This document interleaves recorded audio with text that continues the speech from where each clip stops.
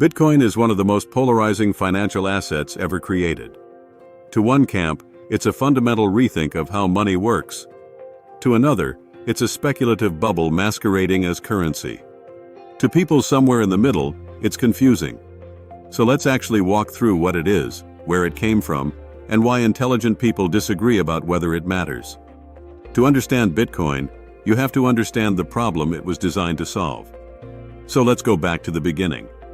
Before money, people traded goods directly. You raise chickens, I grow wheat, we exchange. That works until you realize the problem with barter. You have to find someone who wants what you have and has what you want at the same time. That doesn't scale. So humans invented commodity money. Gold and silver mostly. Universally desirable, durable, scarce, easy to verify. You could trade your chickens for silver and silver for wheat without needing the wheat farmer to want chickens. Then carrying silver around got inconvenient too. So banks started issuing paper notes redeemable for the silver or gold they held in vaults. The notes were lighter. The gold stayed put. Everyone moved on. For most of modern history, paper currency stayed backed by something physical. A US dollar in 1960 represented a specific amount of gold the government promised to deliver if you asked. That changed in 1971. President Nixon ended the dollar's convertibility to gold, formally ending the Bretton Woods system that had governed international finance since World War II. From that point forward, the dollar was backed by nothing but the credibility of the US government. Same for every other major currency that followed. This is the part where mainstream economic policy and Bitcoin's intellectual lineage diverge. Mainstream economic policy has held that abandoning gold gave governments necessary flexibility to manage recessions and respond to crises. Flexibility that's been actively used in the decades since. Bitcoin's intellectual lineage takes a different view, that removing the gold constraint enabled progressively larger monetary expansions, asset bubbles and crises, and a widening gap between people who hold assets and people who earn wages. Which view you find more convincing depends on how you read the last 50 years. Bitcoin emerged in the middle of the most serious version of that argument. October 2008. The global financial system was unraveling. Lehman Brothers had collapsed in September. Major banks were being bailed out. Governments were pumping unprecedented amounts of money into the system to stop the bleeding.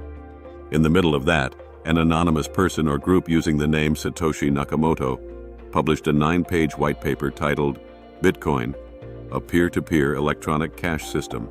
3 months later, in January 2009, they mined the first block of the Bitcoin blockchain. Embedded in that block, in a field that would never be removed, was a line of text. It was the headline from that day's London Times. Chancellor on brink of second bailout for banks. Whether Satoshi was making a political statement or just time-stamping the block, the message was clear. Bitcoin was a response to something specific. Here's what Bitcoin actually is, mechanically. It's a public, distributed ledger called a blockchain. A ledger is just a record of who owns what and how it changes over time. The same kind of bookkeeping a bank uses to track your account balance, except this one is maintained by thousands of computers around the world instead of one institution. There's no central authority, no CEO, no headquarters, no servers that can be shut down. The supply is fixed. There will only ever be 21 million Bitcoin. As of 2026, about 20 million have been mined. The remaining 1 million will be issued gradually over the next 100 years, with the rate of new issuance cut in half roughly every 4 years in events called halvings. The most recent halving was in April 2024. The next one is scheduled for 2028. New Bitcoin is created through a process called mining. Computers around the world compete to solve cryptographic puzzles. The winner gets to add the next block of transactions to the ledger and is rewarded with newly issued Bitcoin. This serves two purposes simultaneously. It secures the network, because rewriting history would require more computing power than all honest miners control combined. And it distributes new Bitcoin to people who contribute resources to the system, rather than to a central issuer. The fixed supply is enforced by software, not by promise. No government can print more. no company can issue more. The supply curve is mathematical and visible to anyone who looks.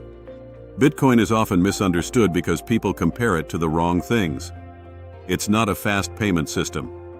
A typical Bitcoin transaction takes about 10 minutes to confirm and longer to be considered settled. It cannot compete with Visa or PayPal for everyday purchases. It's not a stable currency. Bitcoin's price moves significantly day to day, sometimes 10% or more. You wouldn't price your salary in Bitcoin.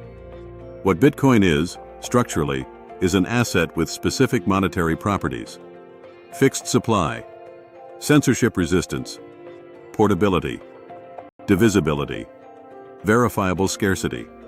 Whether those properties matter to you depends on what you think about the systems Bitcoin was designed as an alternative to. The most common comparison is gold. Both have fixed or limited supply. Both are valued for scarcity rather than utility. Both are difficult for any single authority to seize or control. The differences are that Bitcoin is digital, divisible to 8 decimal places, and can be sent anywhere in the world in minutes. Gold cannot. Whether that makes Bitcoin digital gold or just a speculative digital asset is exactly the disagreement that hasn't been resolved. The argument tends to break along several axes. Proponents argue Bitcoin is the most important monetary innovation in centuries. They see it as protection against currency debasement, a hedge against monetary expansion, and an exit from a financial system they consider structurally broken. They point to Bitcoin's performance over 15 years and its growing acceptance by corporations, investors, and now governments. Critics argue Bitcoin's value is largely speculative, that its energy consumption is unjustified by its actual use, that it enables illicit activity, and that it solves problems most people don't have. They point to its volatility, the dominance of speculation in its trading, and its limited utility for everyday payments. Both camps have data. Both have intelligent advocates. The disagreement is real, and it's not going to be settled by a single video. What you should understand about Bitcoin, if you're considering it as an asset rather than as a trade, is the mechanics, the trade-offs, and the unresolved questions. The mechanics are clear: fixed supply, distributed ledger, mathematical issuance, no central authority. The trade-offs are real: volatility, energy use, and technical complexity in exchange for scarcity, censorship resistance, and freedom from political monetary policy.